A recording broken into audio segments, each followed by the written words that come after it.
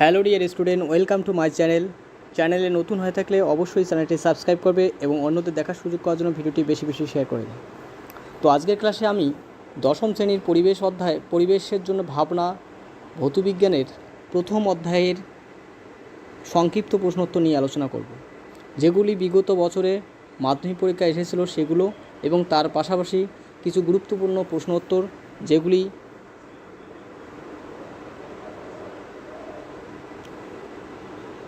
আগামী টেস্ট পরীক্ষা এবং মাধ্যমিক পরীক্ষার জন্য খুবই গুরুত্বপূর্ণ, সেগুলো নিয়ে আমি আলোচনা করতেছি। তো তোমরা ধৈর্য সহকারে পুরো ভিডিওটি দেখতে থাকো। তো প্রথম প্রশ্নে বলছে,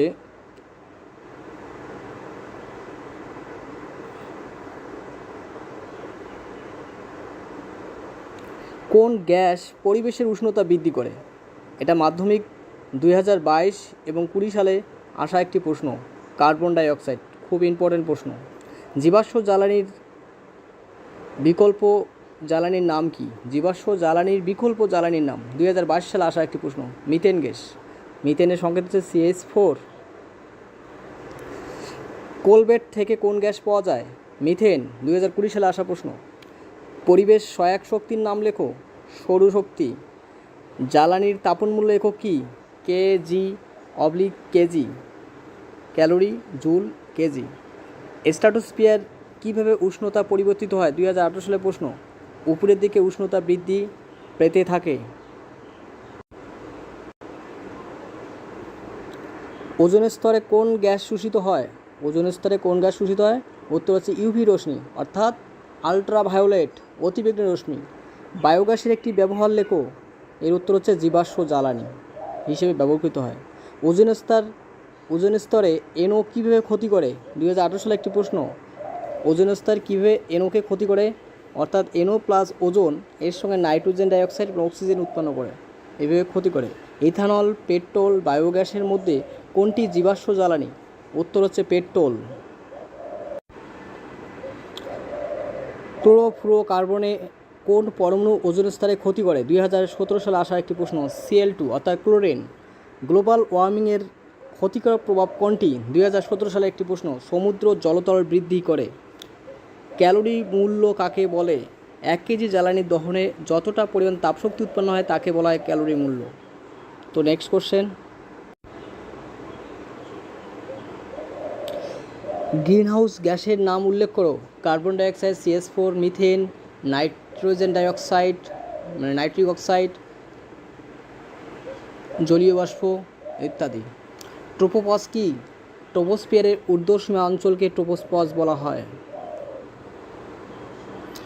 তো নেক্সট কোশ্চেন বলছে, ট্রোপোস্ফিয়ার ও স্ট্র্যাটোস্ফিয়ারের মাঝে কোন স্তর থাকে?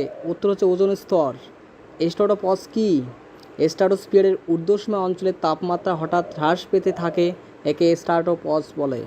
অর্থাৎ স্ট্র্যাটোস্ফিয়ারের ঊর্ধ্বসীমা অঞ্চলে তাপমাত্রা হঠাৎ কমতে থাকলে। ওজোন হোল কোথায় অবস্থিত? আন্টার্কটিকা অঞ্চলে অবস্থিত। প্রাকৃতিক গ্যাস কি? কিছু গ্যাসের মিশ্রণ যার প্রধান উপাদান মিথেন, অন্যান্য উপাদান ইথেন, বিউটেন প্রভৃতি।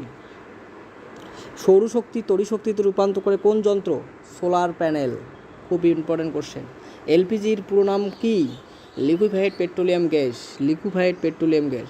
সিএমএফ এর পুরো কথাটি কি? কোলবেট মিথেন গ্যাস।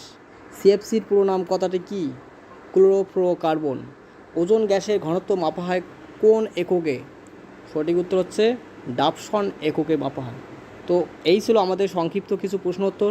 এরপরে কয়েকটি এমসিকিউ প্রশ্নোত্তর নিয়ে আলোচনা করব।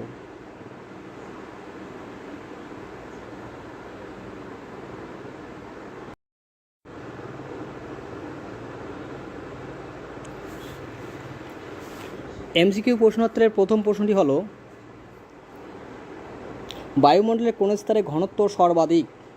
2022 সালে আসা একটি প্রশ্ন। এই সঠিক উত্তর হচ্ছে ট্রোপোস্ফিয়ার। এই ট্রোপোস্ফিয়ারের স্তরে ঘনত্ব সর্বাধিক হয়। এই স্তরে বিভিন্ন ঝড় বৃষ্টি, বজ্রপাত প্রভৃতি প্রাকৃতিক দুর্যোগ ঘটনা ঘটে বলে এই স্তরের নাম দেওয়া হয়েছে ক্ষুব্ধ মণ্ডল। এই প্রশ্নটা ভিভিআই। কোন গ্যাসটি ওজোন স্তরে ক্ষতি সাধন করে না? এখানে 4টে অপশন আছে, 4টে মাসের মধ্যে কোনটি ওজোন স্তরে ক্ষতি করে না? 2020 সালে question. Carbon dioxide gas ozone স্তরে ক্ষতি করে না। কোন গ্যাসটি পৃথিবীপৃষ্ঠ থেকে প্রতিফলিত অবলোহিত তরঙ্গ শোষণ করে? 2019 সালে প্রশ্ন। উত্তর হচ্ছে মিথেন। অর্থাৎ গ্রিনহাউস গ্যাসগুলি পৃথিবীপৃষ্ঠ থেকে প্রতিফলিত অবলোহিত তরঙ্গ শোষণ করে। বিশ্ব উষ্ণায়নে কোন গ্যাসটি ভূমিকা সর্বাধিক? 2018 সালে প্রশ্ন। Carbon dioxide gas. 50% carbon dioxide gas ভূমিকা একাই পালন করে। কোনটি গ্রিনহাউস গ্যাস নয়? 4টে অপশান আছে 2017 সালে। এটা হচ্ছে অক্সিজেন, আর বাদ বাকি যে তিনটি আছে তিনটি হচ্ছে গ্রিনহাউস গ্যাস। কোন স্তরে ওজোন স্তর থাকে? স্ট্র্যাটোস্ফিয়ারে ওজোন স্তর থাকে।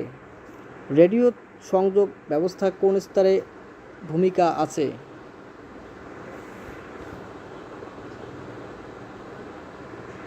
রেডিও সংযোগ ব্যবস্থা অর্থাৎ বেতার তরঙ্গ প্রতিফলিত স্তরের সংযোগ ব্যবস্থা কোথায় আছে? মেসোস্ফিয়ারে।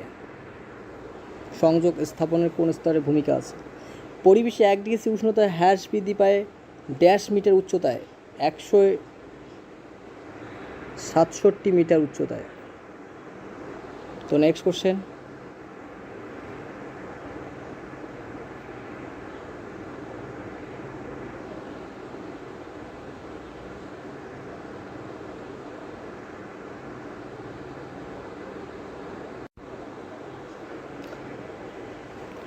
নিচে কোনটি মুখ্য গ্রিনহাউস গ্যাস?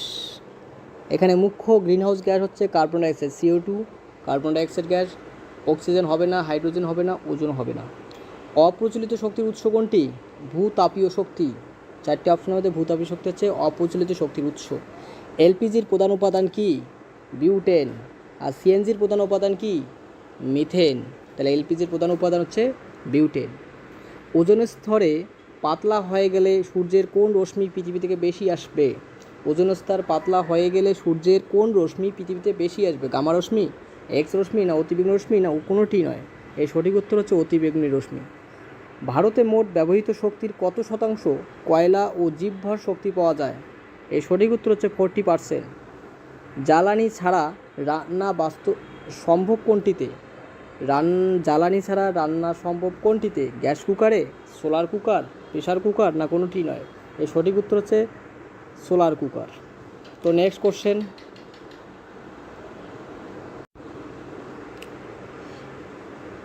জ্বালানি ছাড়া রান্না সম্ভব সোলার কুকার।